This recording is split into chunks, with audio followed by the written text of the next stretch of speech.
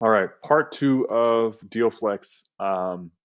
We're about to finish, so if you haven't checked this out, it's not going to make sense. Can start with part one.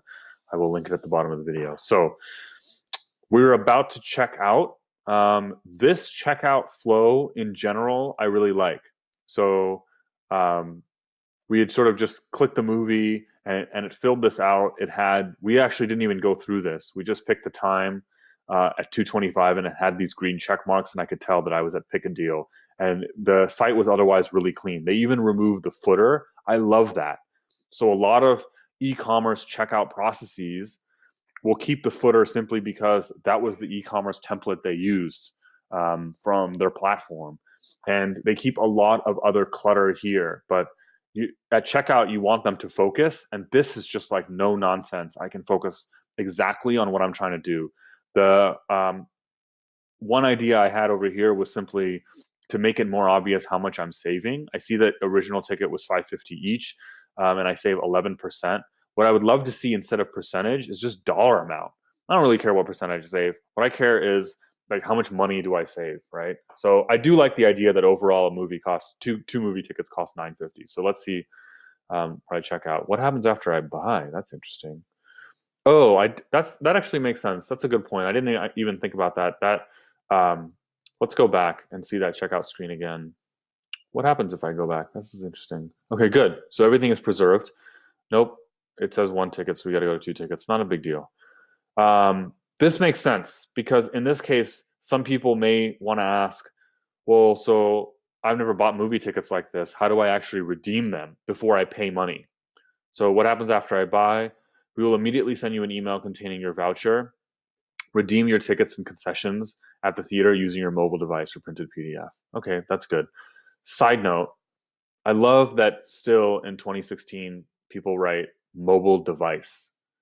It's a phone, right? Like, give me a break. Are people bringing their iPad to check out stuff at the movie theater? Just write phone. We all just call it phones. Everyone says, use the language your customers use. And then brands still say, on your smartphone or mobile device. No one calls it that. It's just a phone. That's the end of my rant. An idea here is to possibly put this right below. It could be distracting from checkout. I do like that this is not distracting like this. So, maybe that this actually helps. But if you shorten the copy a little bit and just say, we'll email you the voucher that you can present to the theater, right? That's something that you could get more people to see it. And maybe some customer service issues would be remediated. So let's click on that. And then it's a pretty easy. So this makes sense. I'm saving $1.30. Okay, not huge, but not a big deal. This is just horrendous that there's an ad literally poking behind the actual payment information. Come on. And then how do I do this without creating an account? Ay. Well, I guess I can't. So this, don't have a Dealflix account, create one. This is interesting. Basically, you could read this all over the internet. If you have an e-commerce situation and you force somebody, you don't have an easy guest checkout, you force somebody to create an account, you're dropping conversion significantly. Because remember, like, you're here to serve the customer and you want them to take an action and give you money. I'm so far down the funnel, right? I'm literally like 970. Okay, just let me pay. So the easier thing to do is definitely worth testing. And this is a bigger type of test. You need to change the flow. Possibly there's some database issues. This is not just like changing a button color. Is move this entire flow to have a create an account option after checkout. Get their credit card information.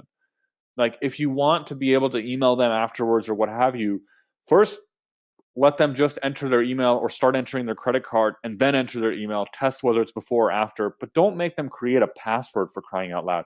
Even better is if you created a password for them. So just have them enter the credit card and write, where should we send the tickets, and enter your email, right? Because then we just email you the tickets. We need that. That's for sure. That's how you're going to actually receive the information. That's like asking somebody who's buying a couch online what the shipping address is. Of course, that's essential. Then email that to them and say, use this to log into Dealflicks. You have a Dealflicks account. We auto-generated a random password for you. That's not that hard. So this is definitely going to be a bottleneck that's ruining conversions. Potential increase of sales could be significant here. And then I'm going to assume that I'm not going to actually enter my credit card information. So overall, that's Dealflicks. If you're curious, you can try a completely different flow that we didn't test on this because I want to make sure these videos aren't enormously long, which is to just enter your city or zip code here. So I can do that now. And we won't go through the whole thing, but just to see what happens, great. This ad is finally loading for Solar City. Thank you. Now we can see actually movies that are near me. Campbell, now I recognize it. Great. San Jose, that's where I am. So now this is a little bit more relevant than the homepage hot deals, which were showing me things in Australia. So that's actually a good thing. All right, that's been the Dealflicks review. Check out the post to see more information about who they should, how they should do user testing, browser testing, and opt into the email list to get more breakdowns like this. We'll be covering all kinds of stuff. We're going to e-commerce next, actual retail and apparel, and then we'll cover some other SaaS businesses, and keep breaking down businesses so that you can do a better job improving conversions on your own site.